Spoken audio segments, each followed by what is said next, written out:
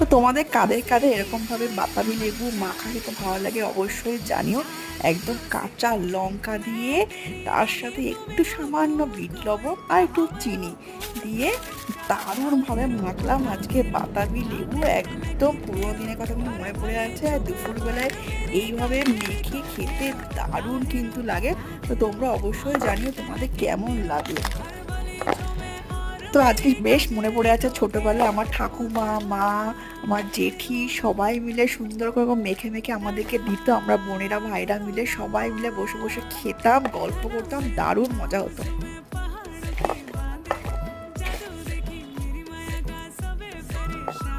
তো এই যে ফাইনালি মাখাটা কমপ্লিট হলো।